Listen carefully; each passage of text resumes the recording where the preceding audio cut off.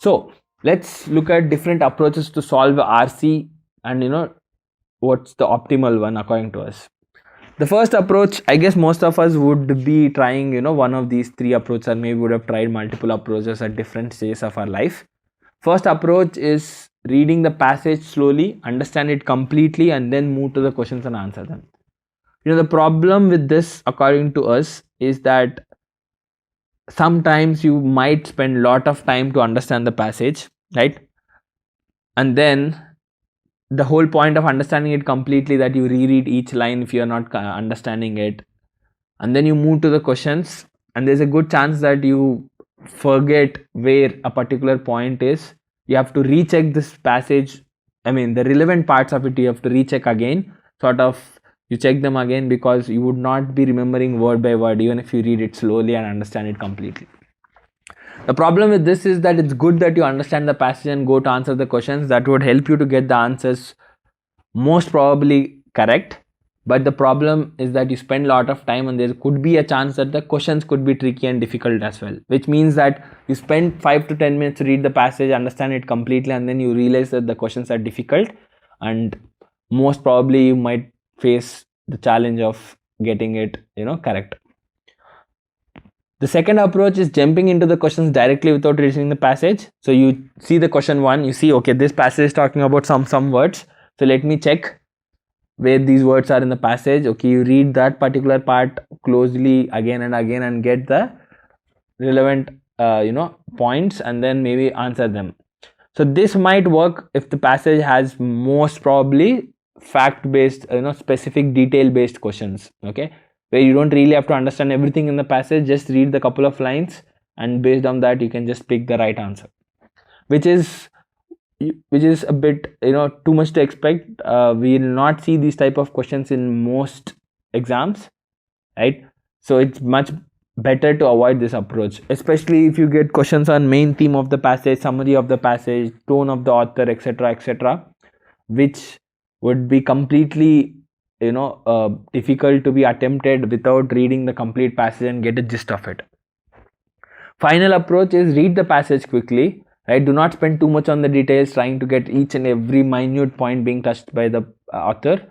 Basically skim through the passage, right? Like let's say 300-400 words, you spend a couple of minutes, less than that, 1 to 2 minutes based on the length of the passage. So basically an average reader reads around 200 words per minute. That's the reading speed. Most of us would be worried about reading speed. You can check your reading speed by just googling speed read test. You'll get a couple of resources to check your speed. See your word, just check your reading speed and also check your comprehension, how good you read and understand things.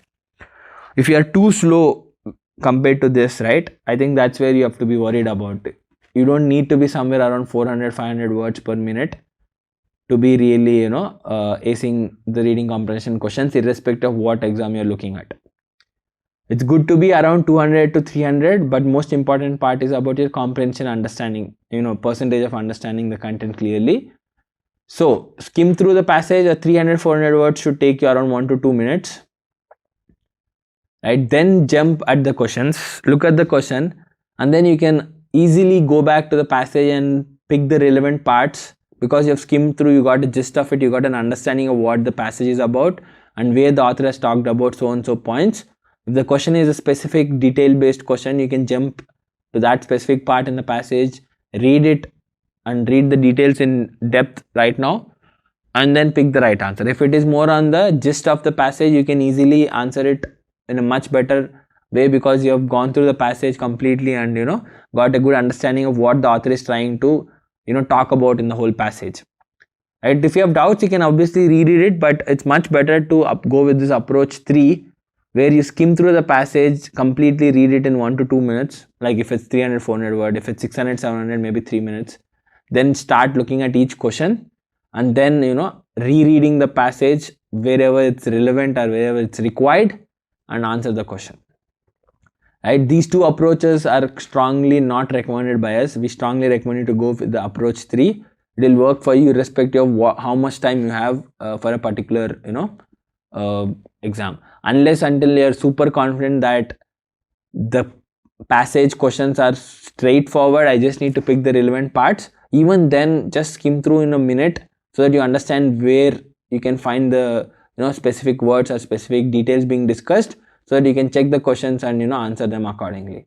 Do not spend too much of time on reading the passage and understanding them completely, because you might have to leave the passage after some time. Maybe you will fall short of time, you might not be able to complete the whole questions, or maybe you feel that it's difficult, let me try some other passage, right? So just make sure that you don't over invest your time in reading and understanding, or do not avoid completely from reading and just jumping into the questions directly.